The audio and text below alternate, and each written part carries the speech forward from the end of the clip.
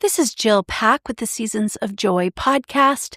This is episode number 144, entitled Being Your Own Best Friend, Part 4, Identity and Celebrations.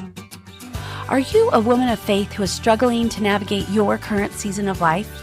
Do you feel like life is just happening to you instead of for you? My name is Jill Pack, and I'm a certified faith-based life coach and a member of the Church of Jesus Christ of Latter-day Saints.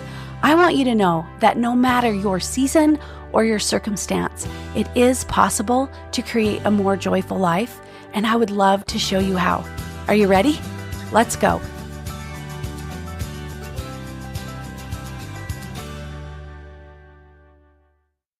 Hello, my friends. Welcome to the final episode of Being Your Own Best Friend series.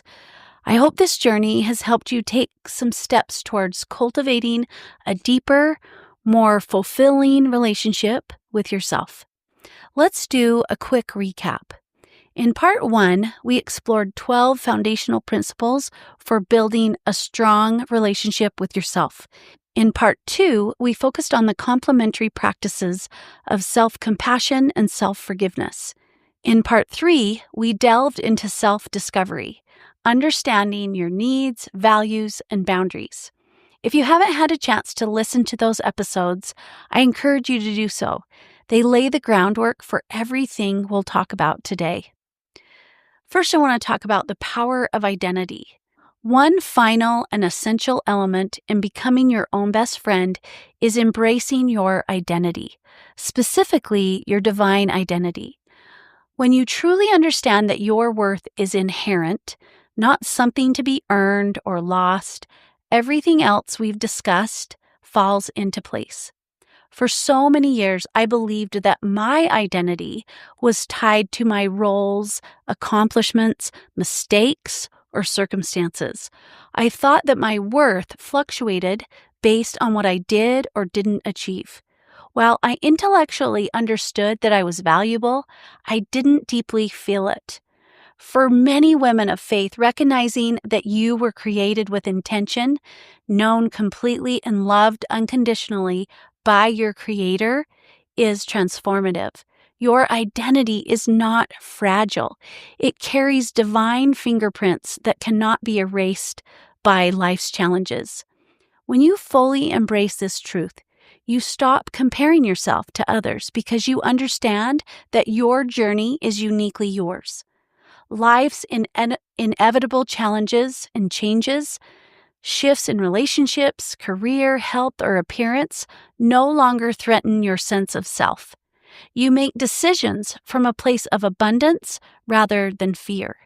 Perfectionism loses its grip as you no longer feel the need to prove your worth through flawless performance or appearance.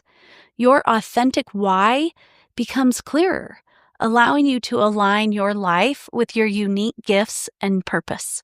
For many women in midlife, this is a season of transition.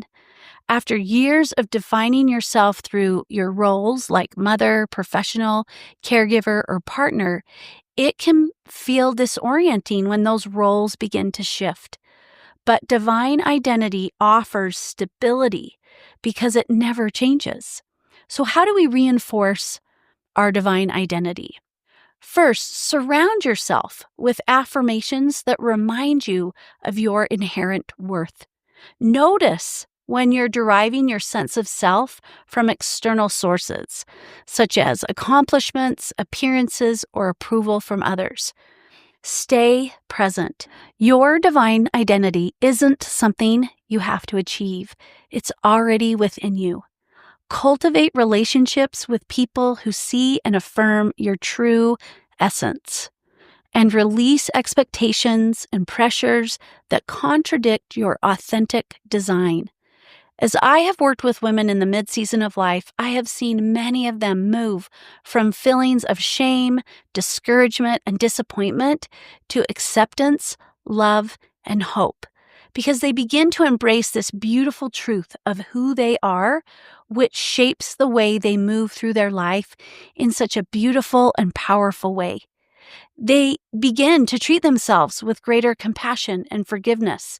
Their decisions align with their true needs and values. Their relationships become more authentic as they stop pretending to be someone they're not. And their purpose begins to unfold naturally as they embrace who they are instead of striving to meet external expectations. Holding on to this powerful truth every day is an act of faith and a foundation for an authentic, joyful life. Now, I want to add a little extra joy into the mix. I want to talk about the importance of celebrating yourself, right? We've had all these other foundational pieces that we've talked about over these last 4 episodes, and let's sprinkle in a little joy on top. And I mean, let's celebrate your wins, no matter how small. Many of us, especially women, have been conditioned to overlook our accomplishments. We check something off the list, and immediately we focus on what's next. We live in a society of productivity and accomplishing, but this habit has consequences. It trains our brain to focus on the gaps rather than progress. It creates a constant feeling of not enoughness.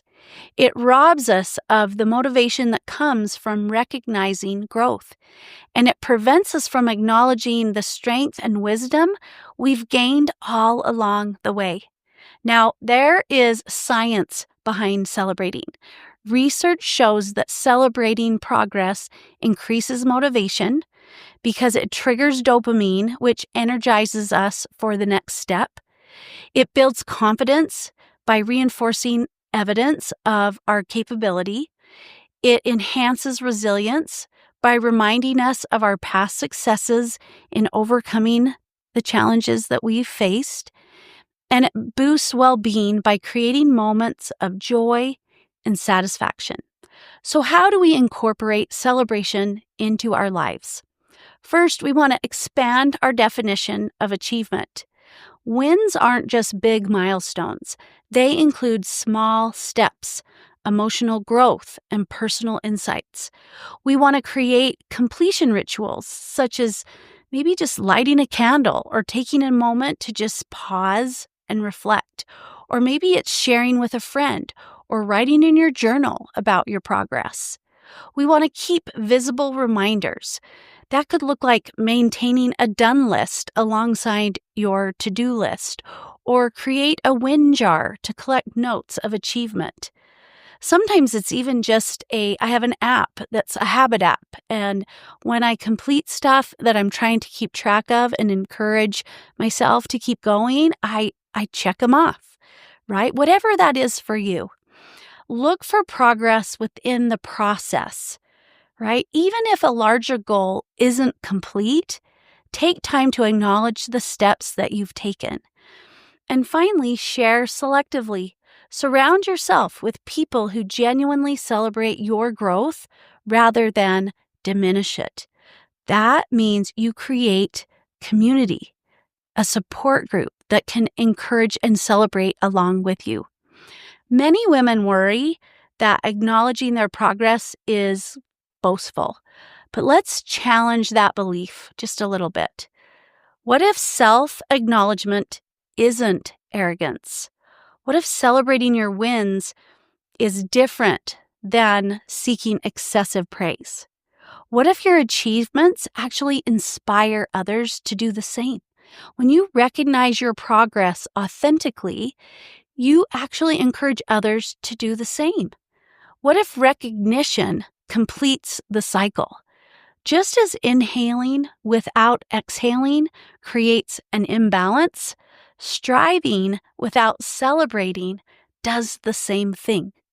But by shifting your focus from what's left undone to how far you've come, you can cultivate a more compassionate and accurate and honest view of your unique journey. This balance fuels continued growth while allowing you to experience fulfillment in the present moment. Again, stop and consider, how would you treat someone you love and care about when they're progressing? How do you view acknowledging their successes, achievements, or wins?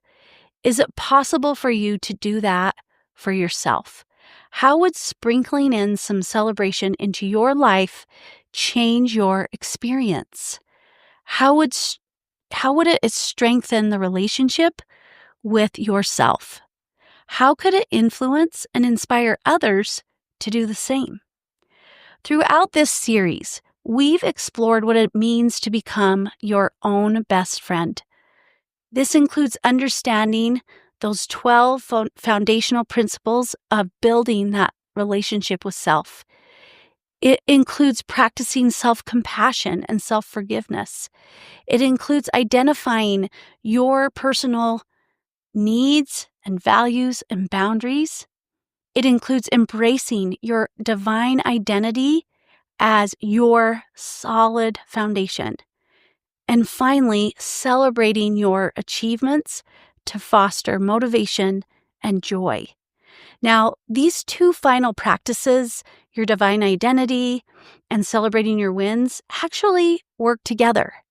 When you know and understand your worth, you are better able to make choices that align with your true self. And when you acknowledge those choices and celebrate your wins, you reinforce your sense of value. Building a strong relationship with yourself isn't a one-time achievement. It's a daily, intentional practice. But with each compassionate moment, aligned decision, and celebration, you strengthen one of the most important friendships of your life, the one that you have with yourself. I want to thank you for joining me on this journey. I'm so grateful to walk alongside you as we all continue to learn how to be our own best friends. Thank you for tuning in to the Seasons of Joy podcast. I hope you enjoyed today's episode. And if you liked what you heard, don't forget to subscribe, leave a review, and share with your friends and family. If you want to learn more about me or how to work with me, just visit my website, www.seasons-coaching.com, and have a joyful week.